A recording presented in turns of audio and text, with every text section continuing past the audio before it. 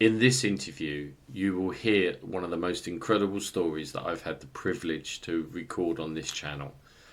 It's a real story of resilience, resistance, and determination and mindset. I hope you enjoy the story, and if you enjoyed it as much as I do, he does have a GoFundMe page, which I'll put in the link below. Please support this guy.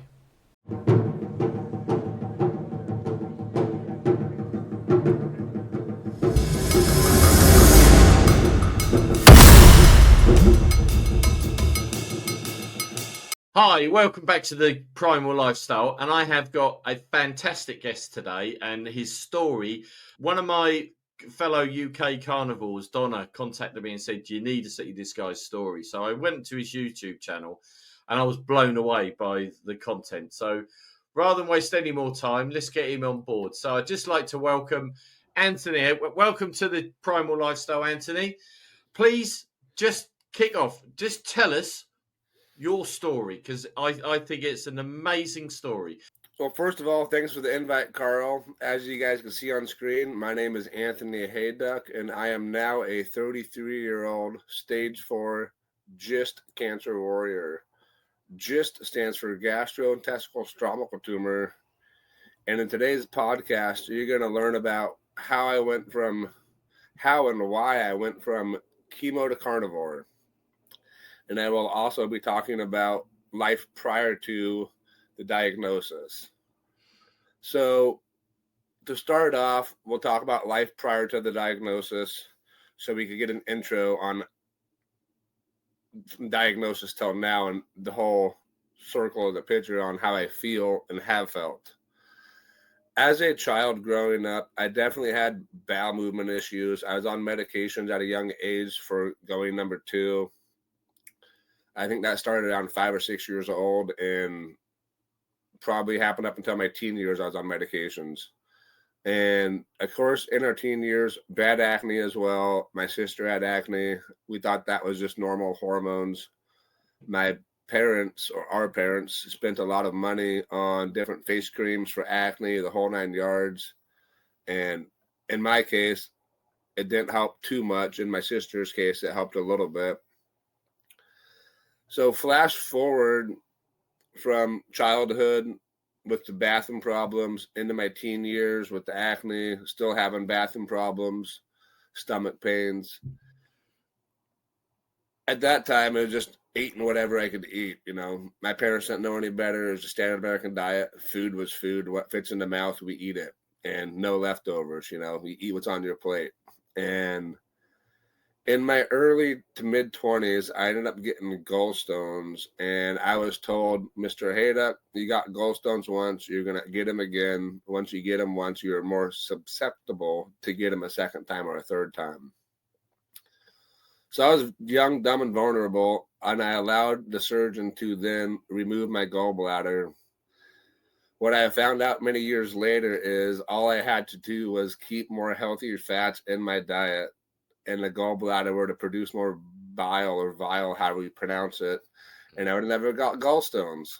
So remember the fact I don't have a gallbladder, because now I'm now carnivore for 22 months, and it's a high-fat, medium protein diet, and without a gallbladder, I can still do it. So if I could do it, you guys could do it. So flashback, I had the gallbladder removed.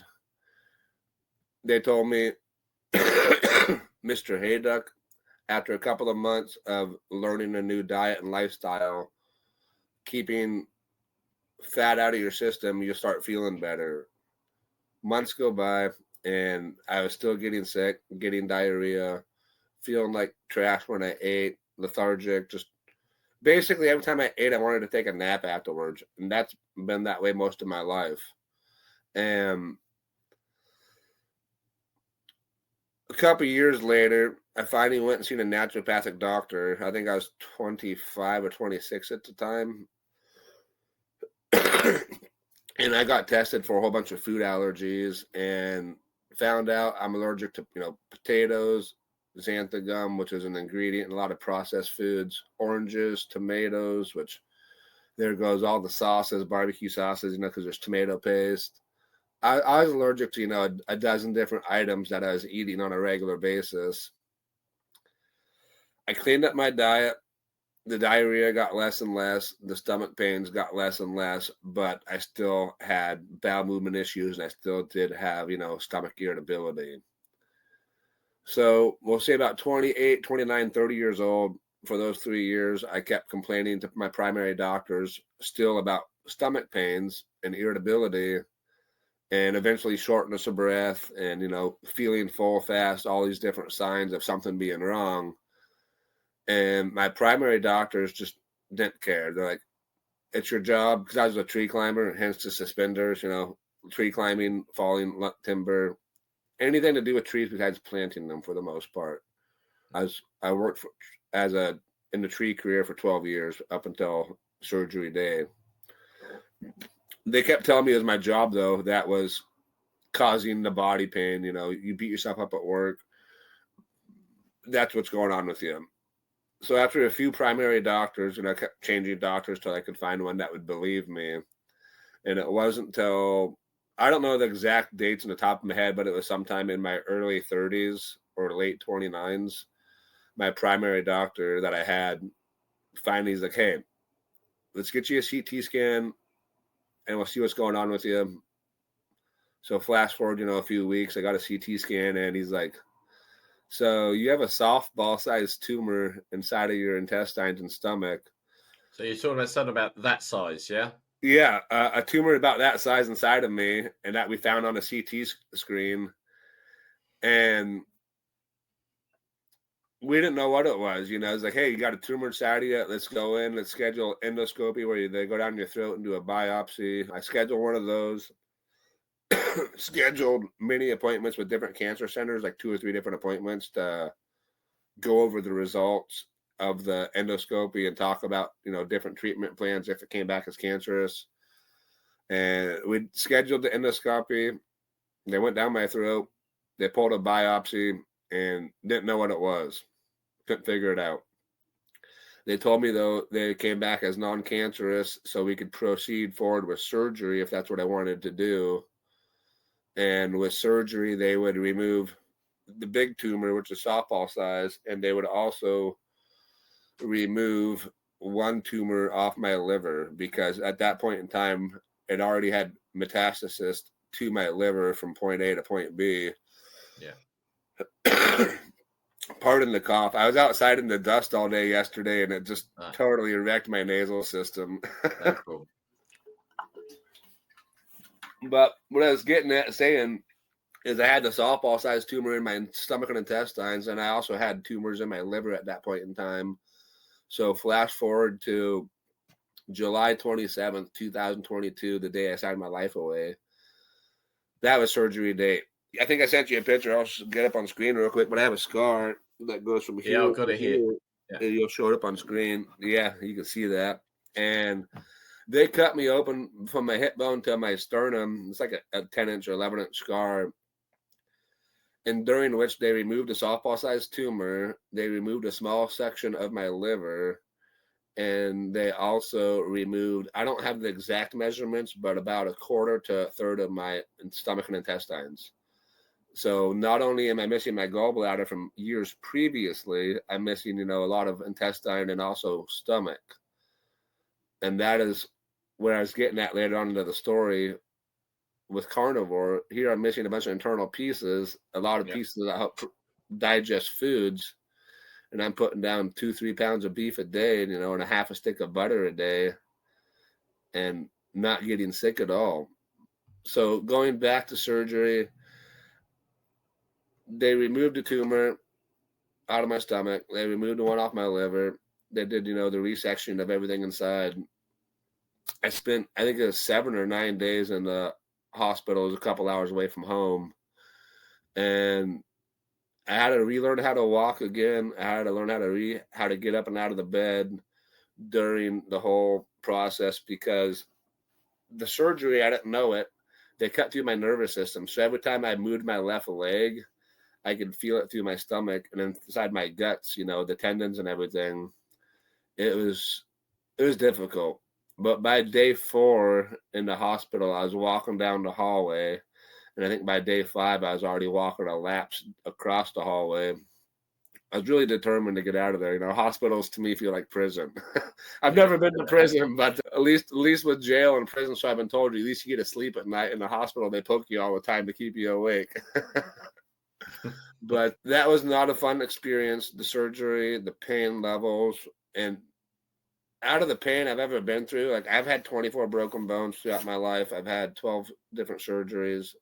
The pain level from getting cut open and having to learn how to re-walk and all that was some of the most difficult pain I've ever dealt with. I bet.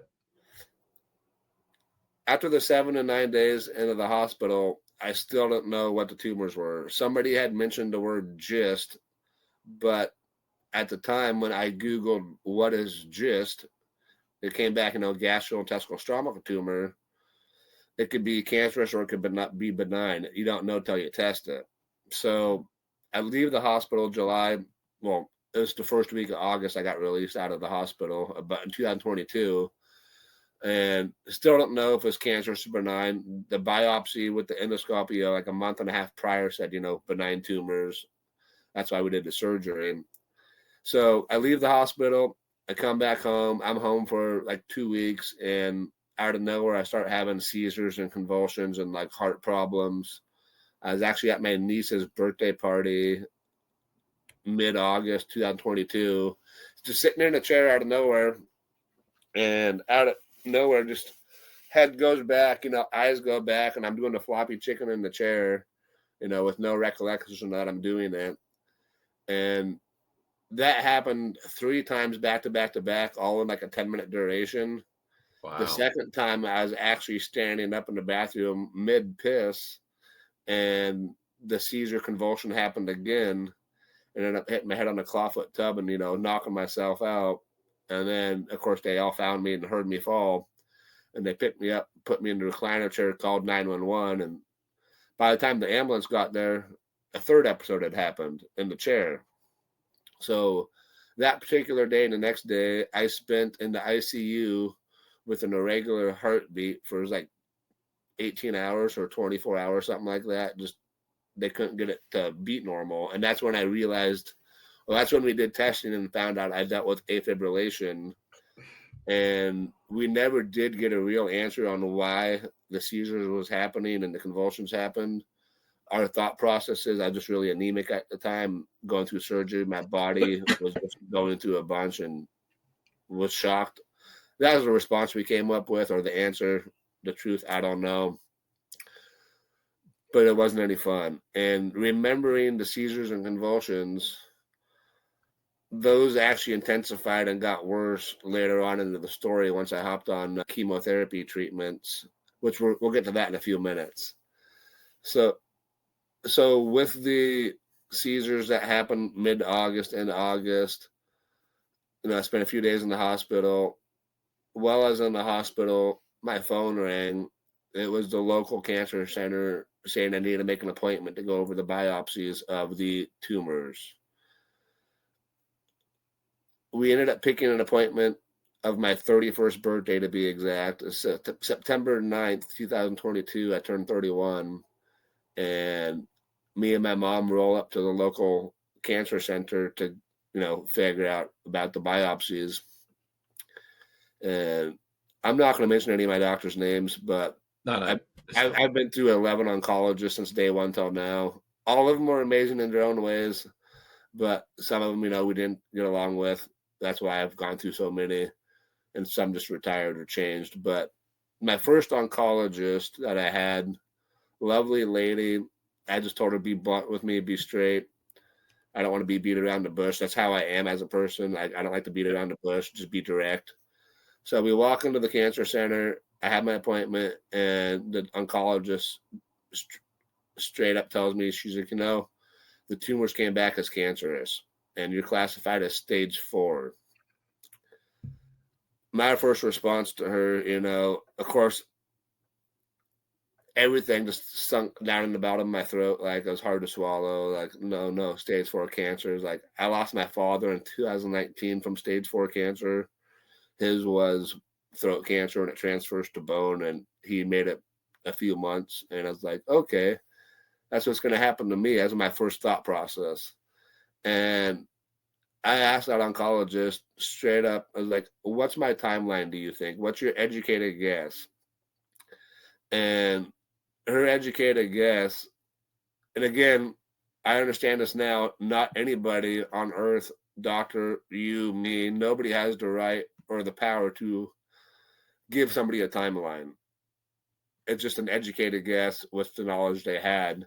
So the oncologist told me 6 months was her educated guess, being how I was mistreated and misdiagnosed for so long. I needed to hop on treatment or things would progressively get worse, being how I did treatment or being how I did surgery, thinking it was benign tumors. Once you poke the bear, it can make it a lot worse. The tumor cells have a sac around them for a reason. So being how she said 6 months, of course, I had my mom with me at the appointment. We both had our moment of grief. We cried, we were sad, we were angry at the world, the whole 9 yards. But by the time I left that appointment, I'm about to cuss, by the way. By the time I left that appointment, I told my oncologist, I was like, Dr. So-and-so, I appreciate you being honest with me. I appreciate you being straightforward, but I don't give a shit if the cancer stays in my side pocket or it stays in my back pocket, but the cancer is not going to control me. I'm going to make it my bitch.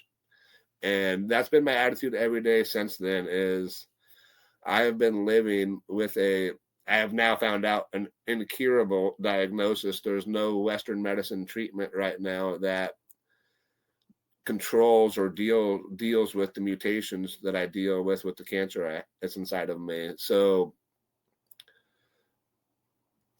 I told that doctor, like, I'm going to live my life for me. The cancer could be next to me or beside me, but I'm not going to let an illness or a disease define who I am and what I'm capable of.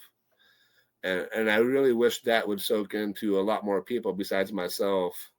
It doesn't matter if you're a little bit fat, if you're obese, if you've got Crohn's disease or diabetes. It doesn't matter what the illness is. If you're in a wheelchair, your mindset's everything. And I really want the world to understand that. 100% agree with you on that one. 100%. There's. I got into the gym after I quit chemo, which we'll get to that. But there's people at the gym that are missing legs, or that are literally wheelchair bound that go every day. I was like, that's an inspiration to me. It's like, I can walk and drive. I can talk. I have all my body parts, at least externally anyway. If they could do it, I could do it. And that's part of the reason why I got my butt into the gym is I was done feeling sorry for myself. And I've realized through the cancer journey is once you do get over that moment of grief, everybody has to grieve. I understand that. We need to, but you have to get over it and move on. If you sit and just dwell on it, you're going to consume yourself with what's going wrong in your life versus trying to better your life. So back to the story at hand is I hopped on treatment right away. She said, you got 6 months without treatment. You need to hop on treatment because you're misdiagnosed. And by the misdiagnosis is multiple things. We found out throughout time that softball-sized tumor that they removed back when they did the gallbladder surgery, which was my mid-20s, that tumor was the size of a pea. Wow. So somebody locally knew about the tumor back 6-7 years prior to and never said a word. And at that time it was considered stage 1, because it was in its main location and really small. So if they would have said something a long time ago about it or even operated on it back when they did the gallbladder, I might not have the story anymore. What I mean? So things happen for a reason. Sliding doors. Yeah. Yeah. Blessings in disguises. And that's another thing I'll say real quick after I wet my whistle is besides Jeff the Prosperous, which we'll give him a shout out, is I'm the only other person I've ever met besides Jeff the Prosperous that is thankful and grateful to be diagnosed with a type of cancer. It has benefited my life and changed my life and impacted people around me in more ways than I could even imagine. And I'm so grateful for everybody who listens to the story that I can inspire. It makes it a lot easier to put my life on display. You know, it's not easy to make myself vulnerable. So getting back to the story is I hopped on treatment. We already knew that chemotherapy, like in-house radiation, none of that type of stuff works with the type of cancer I deal with or that's inside my body. And again, words are powerful. I say the cancer, not my cancer, you know. I'm not going to claim it. So I hopped on treatment. I think it was October of 2022. It was a TKI therapy. I don't know how to properly pronounce it, but it's like a tyrosine casein inhibitor TKI therapies. Pill form. It's basically a poisonous pill, a chemo pill is what I call it. I hopped on line defense number 2, which was sunitinib malate, 37.5 milligram capsules. I did that pill every day for 130 days straight. And I'm pretty certain I sent you a picture of what I looked like at the worst point of chemo. You know, I looked like Santa Claus. I was like 67. Yeah, I've got that here. Yeah, no, it's not. Is that the one? The one on the left with the white hair, yeah, January 31st. So yeah, there we go. That's even better. I'll talk about that real quick.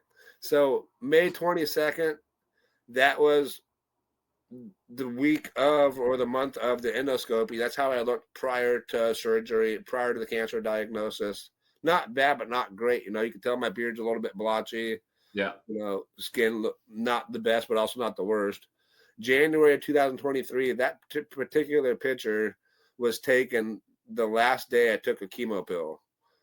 And so that's how progressively worse I got in 130 days. I mean, I know May from January is more than 130 days, but that's what it did to me in a short amount of time, just externally. You know, changed my hair color, made my face, you know, inflamed, fat, lost my color, my skin. Like I got Casper white. Like I was able to get sunburnt really easy. Like 10 minutes of sun was too much. You know what I mean?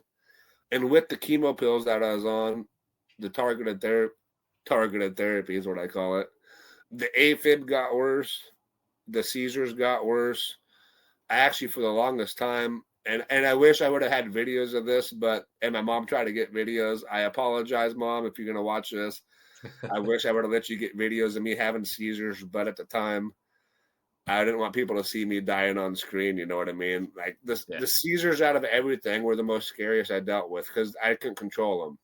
You know, I didn't know they were coming. It just would happen out of nowhere. I'd get like a 5-second heads up. Hey, something doesn't feel right. And, you know, that's how it would happen. And wow. I lost track of 6 or 7 times calling 911 to have the paramedics come to my house because of the heart problems. And during that period of treatment for 130 days, and even after that treatment for a couple of months, or like 6 months after treatment, the seizures kept happening. And for the longest time, I was scared I was going to die from a heart problem before the cancer killed me. Like that's how bad the heart problem was.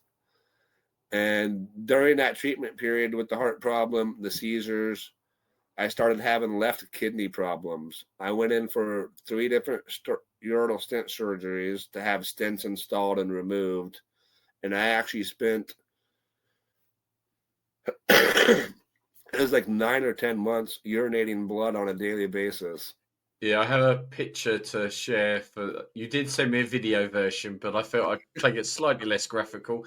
So for 10 months, you were peeing basically blood.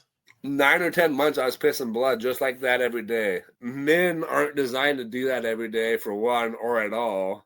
No offense to the women. You girls, you women are amazing creatures. You guys are tough. You guys are designed to do that occasionally throughout your cycles. But us gentlemen, that's a no-go. Like we're not. Yeah, that was brutal. And I couldn't tell you how many times I complained to doctors, urologists about stuff. And I was even told, my mom was a witness, when I called the urologist office to explain, hey, you know, I'm urinating blood, I'm having pain, you know, when I pee, it hurts. And of course, you know, it's going to hurt because it's coming out red. The first response I got, stop playing with yourself. Stop having aggressive intercourse. And to be blunt, to embarrass myself even more, Mm. At the time, I couldn't even get hard. Chemo Yeah. had fried my manhood so bad. I had no sex drive. I had no hormones. I didn't know it at the time.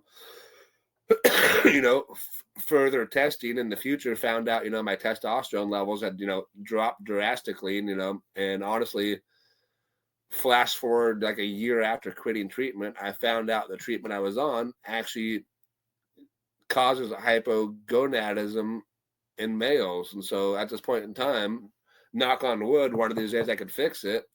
But right now in time, my balls aren't producing anything. I actually have to have medical grade hormones a little bit to keep me feeling good mentally, just because of the chemo, which is sad because that study I found was from 2009 saying how it affects males. And I hopped on treatment in 2022. So that study was like 11 years old. And it wasn't even discussed when I brought up, hey, what are the side effects? What are the damages? And nothing was talked about. Yeah, because I saw you did a video about side effects and the stuff that you discovered since. And Yeah. I'll be careful what words I use here, but you'd think this questionable what you went through. And that's what really, I don't know how to phrase this. I'm just going to be blunt. It comes out how it comes out. If it's bad enough, you can blur it out and re-edit it. But I love doctors. We need them. We get in a Yeah. car crash, something gets mangled. We need an emergency surgery. That's what they're there for. What I don't love about doctors or the medical establishment is when you allow your education of an avenue to give you an ego, because that one avenue you studied, all. You could play God with that avenue. And say I'm a doctor, you're the patient. I tell you what you need to do. You do that. Something goes wrong. You're the one dealing with repercussions, not me. You got to deal with all the physicalness and emotionalness of having things go sideways. Yeah. And from a cancer standpoint with an oncologist, I really don't understand how, if you're going to be in an oncologist team, how can you tell a patient what they need to take without doing your research? It took me maybe, when I actually got looking into it, maybe took me 15 minutes to find an article about, that type of treatment I was on and why it causes problems and how it doesn't even work with mutations I deal with.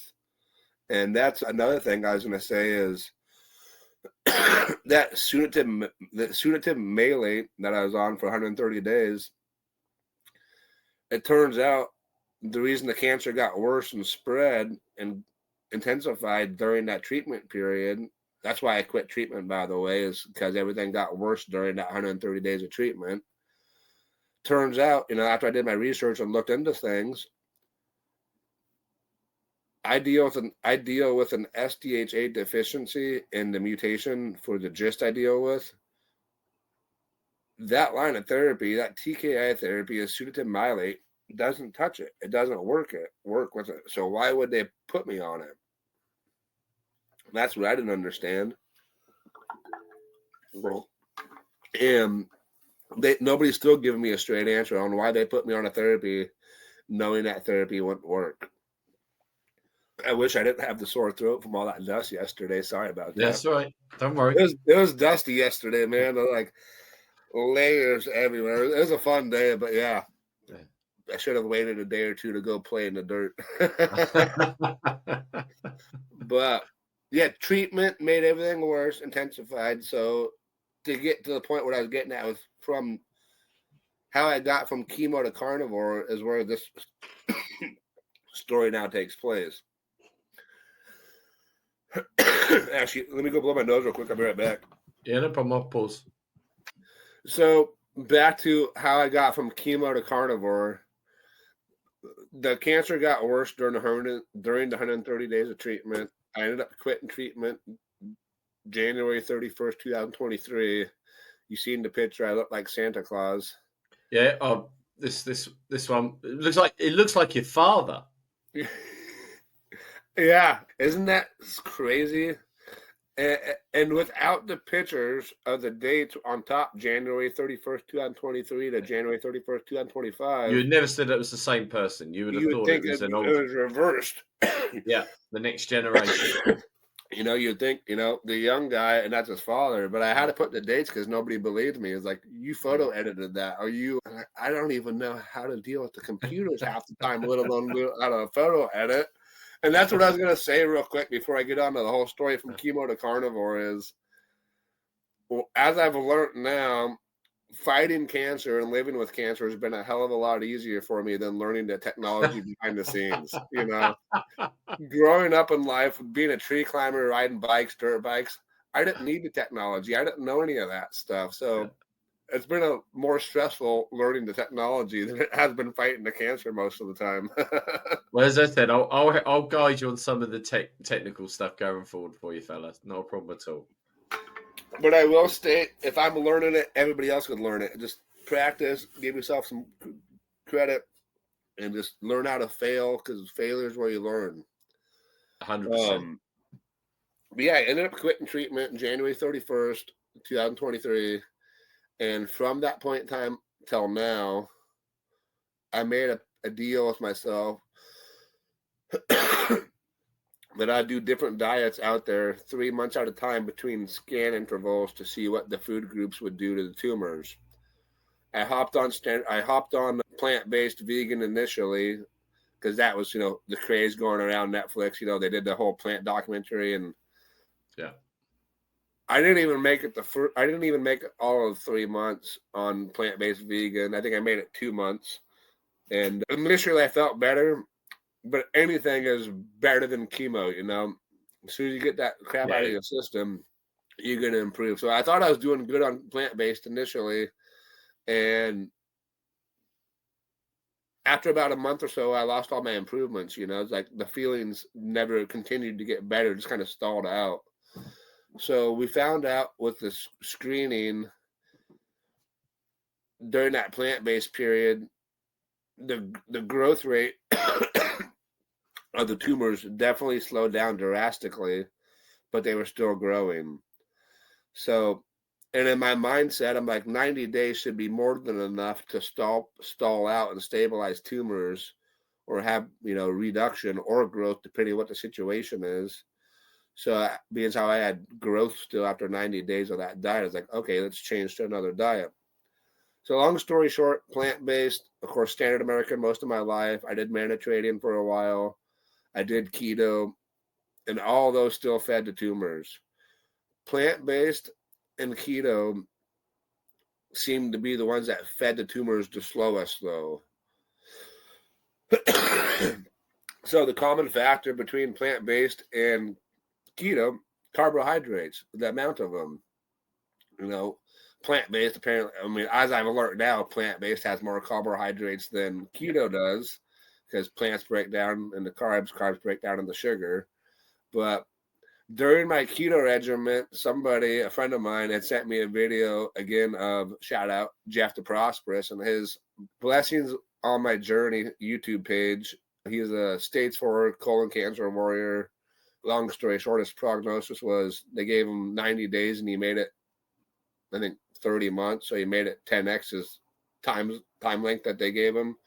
Amazing individual. Like, he and his story is exactly why I went carnivore, because he was doing treatment in carnivore. I'm like, and he was having success. He was feeling good. He didn't look like a colon cancer patient, And again, I'm not a doctor.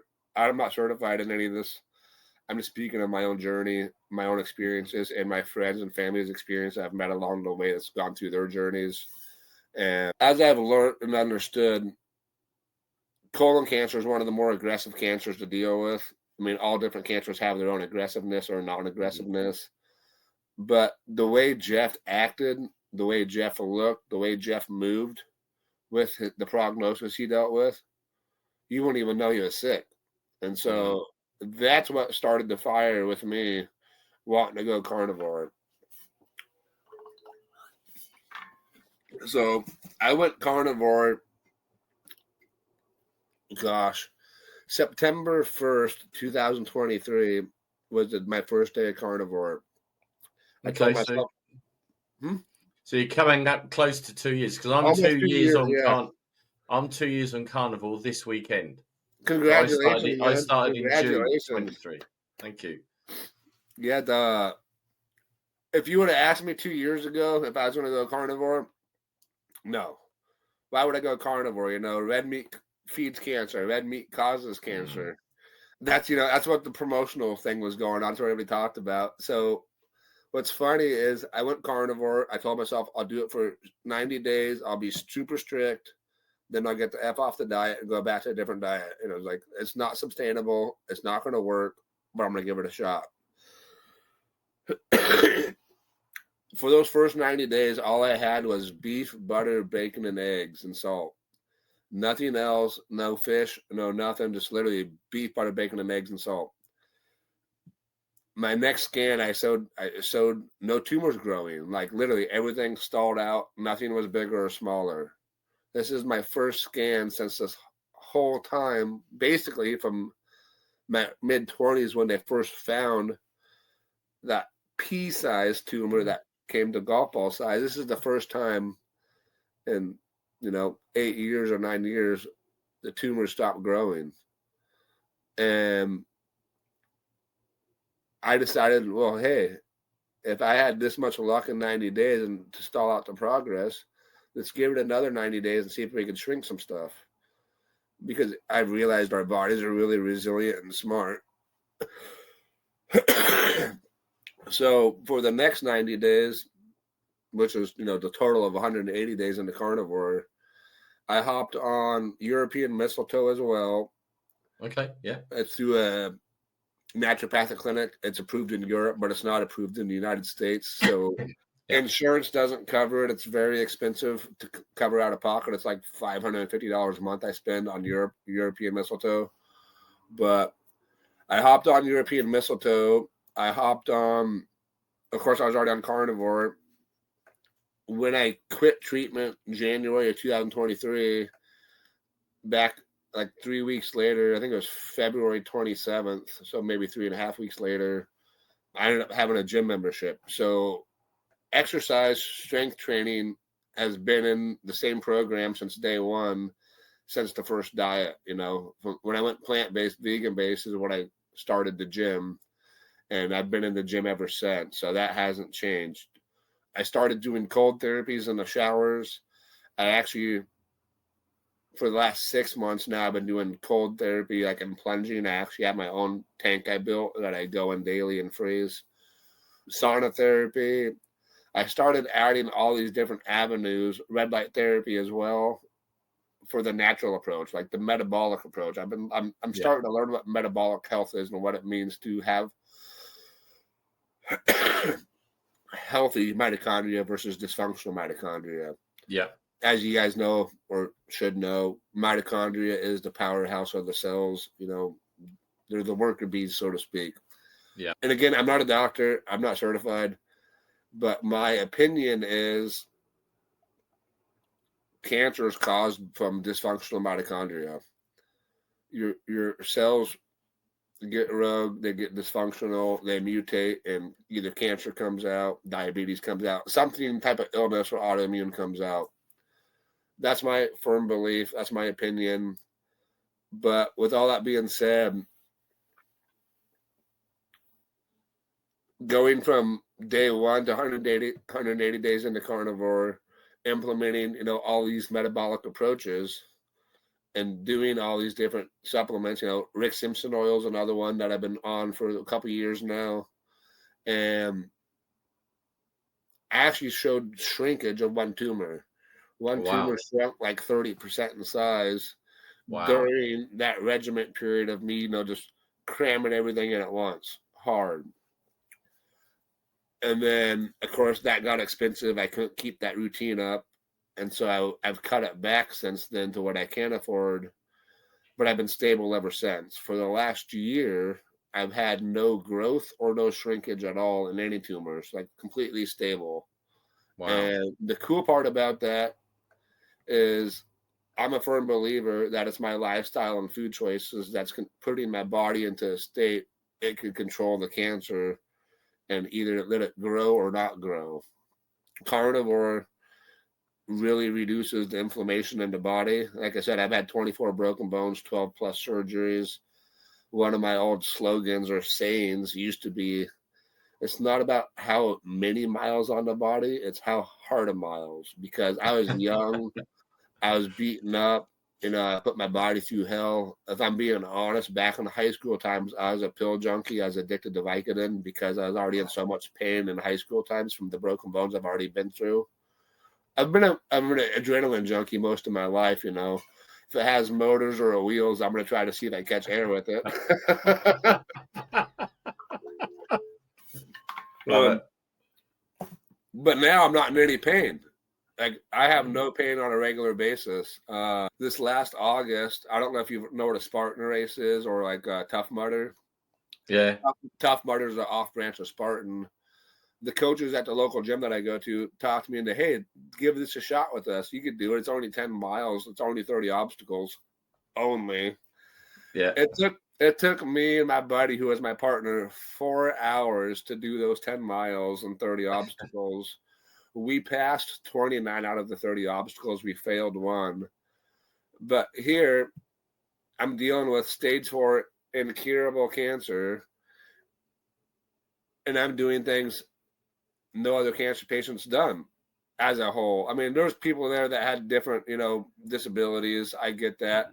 But when I was talking to different volunteers or different people running the show and they heard about the cancer, like, that's insane that you're here. Why? I'm like, I want to prove that an illness or a diagnosis can't define who you are and what you're capable of.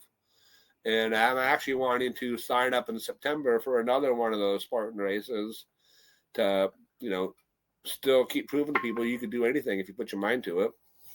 Yep. Well, you obviously don't know me, but my name's Day, and to raise some money for a charity to do with a family connection, I did the London Marathon in a medieval suit of armor.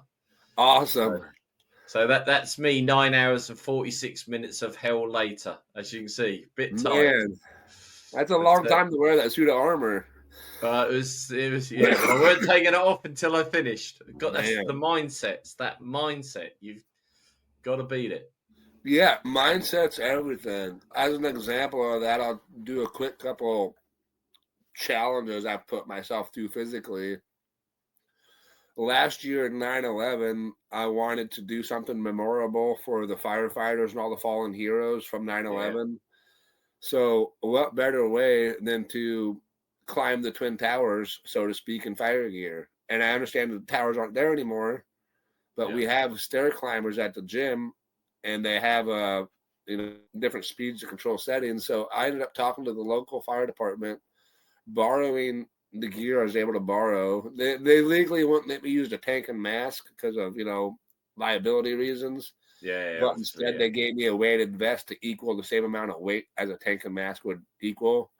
Yeah. So I was boots, fire pants, fire jacket, helmet. There's like a 60-pound weighted vest.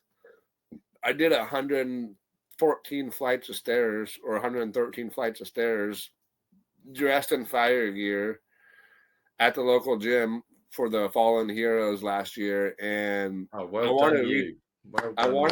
you. I want to do it again this year. I'd like to get a few people, throughout the world or towns, live, get everybody doing it at once. It took me an hour to do it. And, those jackets are really thick, they have to be so they could, resist the heat. I had sweated so bad. Like, it was just pouring constant water out of the elbow sleeves, But it's mindset. Like, I wanted to give up after 5 minutes, and I made it the full 60. And just one step after the next. It's like other people have suffered for a lot less things. Let me, be that inspiration for somebody else.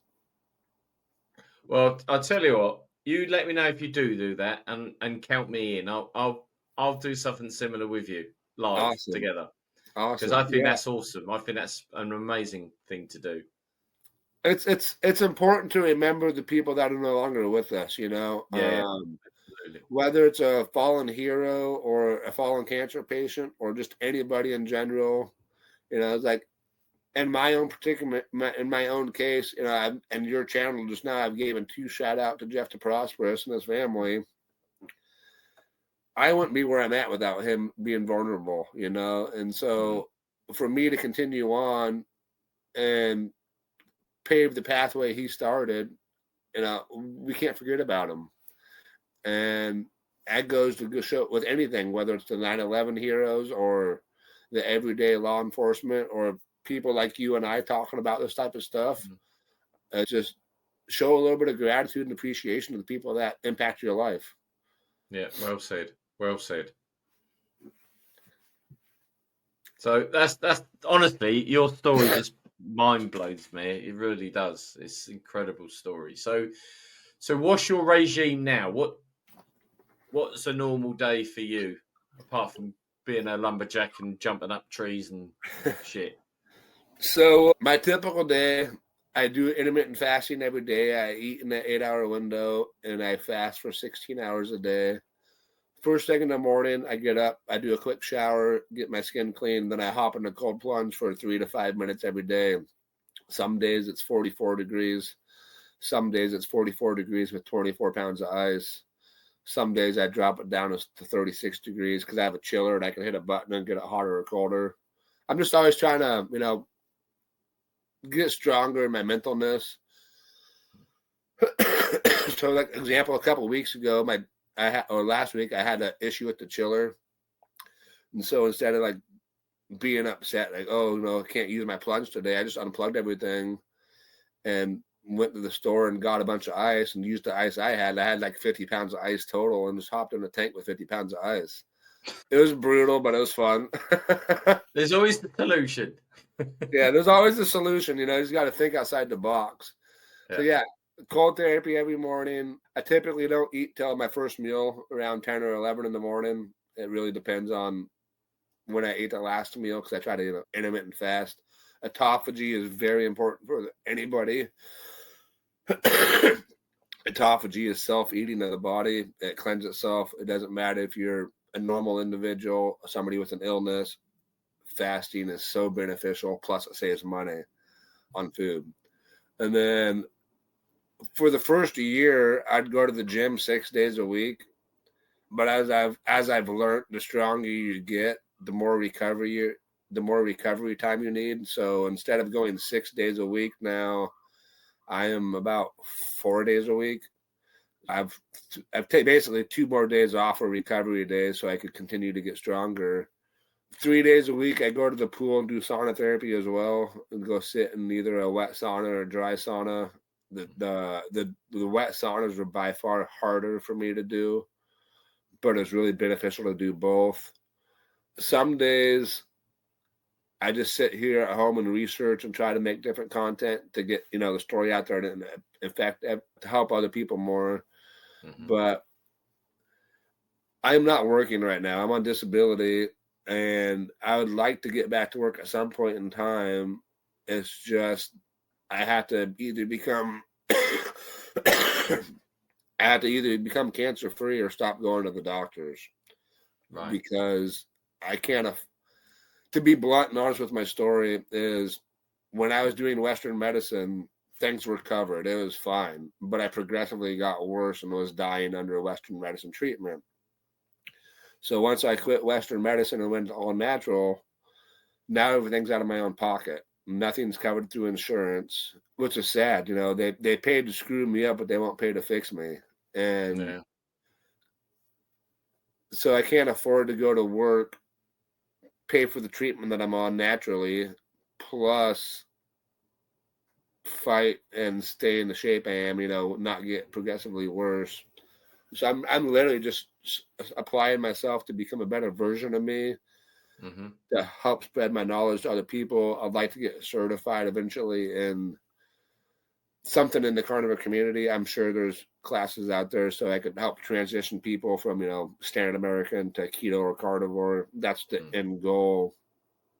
But my routine, like I said, I try to move my body as much as I can. I aim for 10,000 steps a day.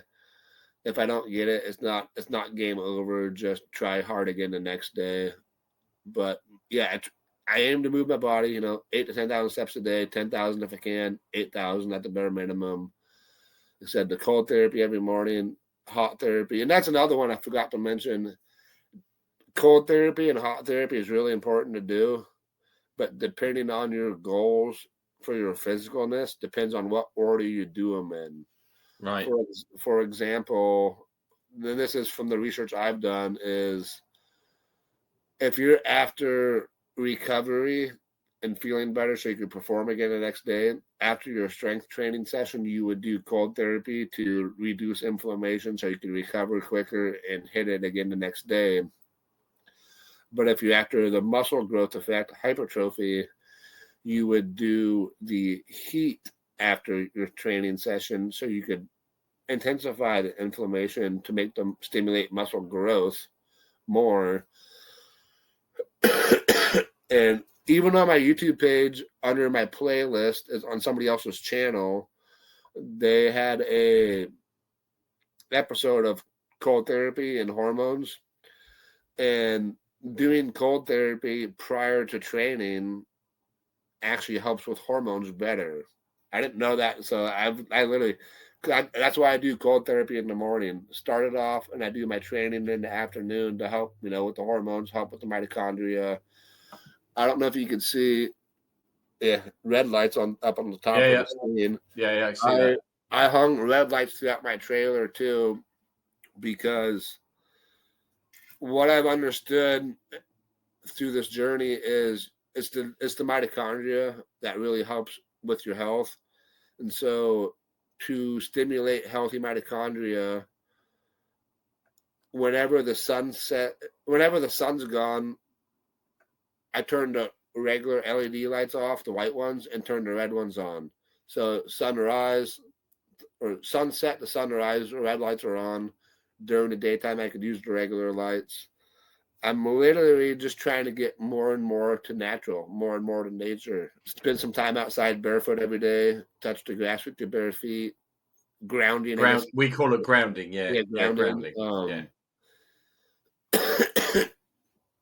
Matt, one question for you is matter of interest. You mentioned when you're having the chemo, you couldn't be out in the sun for more than 5-10 minutes. The cancer I had was skin cancer, and I had a melanoma here where I ended up having 15 stitches to remove it, and they found it trying to get into the skull itself. So I got very lucky. But I've noticed since I've been on carnivore, I can sit out in the sun, where before, as you can see by my golden tan knot, I've got Irish descent, and I'm like an Irishman. I get radioactive over 22 degrees. So do you find now that you're on carnivore that your skin reacts differently to sun? That's probably the point I'm trying to make, or question I'm trying to ask. Oh, most definitely. Like before chemo, before the whole cancer journey, I'd get sunburned pretty easily out in the sun. I got some Swedish in me. And then during chemo, of course, I couldn't be out in the sun hardly at all because I really got burnt. But for example, I was out in the sun yesterday for 7 hours. I'm not red at all. Yeah. It feels like my body deals with and radiates the sun a lot better, carnivore. And again, this is through my studies, my opinions. This is my opinion on what I've understood in research is it's kind of like the water effect. You go to the lake and that sun's bouncing off the lake back to you. You're going to get burnt quicker. Well, when you're eating the standard American diet that's laced with all these industrial oils, all those oils are in your skin. So you're getting that radiation effect from, or whatever the effect is, from the sun into your skin and back, and it's going to intensify the burn quicker. And even for my eyes, for a matter of fact, I very seldom ever wear sunglasses anymore since I've been carnivore. Very seldom. It's like when I put them on, my eyes actually hurt. And with sunglasses, is like it wants to be stimulated by the sun. I mean, I'm not going to sit there and stare at the sun, of course, but I've noticed so many changes with carnivore, whether it's physical digestive issues gone. Like I'm actually 6 months on eating raw steak every day, beef tartare. Are you into raw as well? Same as me then. Oh, dude. I don't. I actually, unless somebody else is a really good cook with the steak, I will prefer to eat it raw now, just because of how it makes me feel. Like the digestive, you don't even know what's inside of you. Hallelujah. Because I don't know if you've visited my channel at all, but I actually interviewed a guy. I called him the raw carnivore, and he 99% of the time just eats raw meat, raw eggs, everything, pork, bacon, the lot, chicken. He eats totally raw. I wouldn't go to that. So I experimented and I tried to go raw with beef. And I now probably eat 3 times a week at least raw. And then I've had other people who've gone more raw than me. And honest, you say that flavor is just unbelievable. I can't explain to people how good it is when it, because you don't chew it, it dissolves. It Yeah, dissolves as you eat it. it's kind of like, I'm going to use an example with AC/DC, the music people. Everybody Yeah. knows AC/DC, or everybody Yeah. should know AC/DC. It's like going to watch a concert with them in person versus on the TV. It's two different experiences. Yeah. So you and I could talk to everybody blue in the face, and they're not going to understand on the benefits, the taste, the amazingness until you just try it. And it goes back to what we talked about earlier in the podcast. It's mentalness. You Yeah. know, if you psych yourself up, oh, that's gross, you're not going to want to do it. Just take a bite. And literally, I just dissect a steak, a little bit of salt, raw egg, mix it up. Some days I use some caper, some days I don't. And I put down a pound almost every day of raw steak, and it's delicious. I'm with you on that one, brother. No problem at all. Right, so it is coming up to about an hour, so we'll wrap up now. I think there's going to be a second one of these coming up because you're great to have on here. So I'd just like to say thank you very much. Your YouTube channel is your name, if I'm correct. Yes, for now it's my name. Eventually, I'd like to And link stuff together, but I will put a link in my description to your YouTube, and I recommend anyone watching this go to his YouTube, subscribe, because he says it as it is. There is no, as I said when we were talking before we started recording, there's no fluff with Anthony. He tells you as it is. It's raw and it's true, and I find it very inspiring. I think your story is amazing. So thank you very much, Anthony. You're an absolute champion. I appreciate the invite on, and I can't wait for the next one.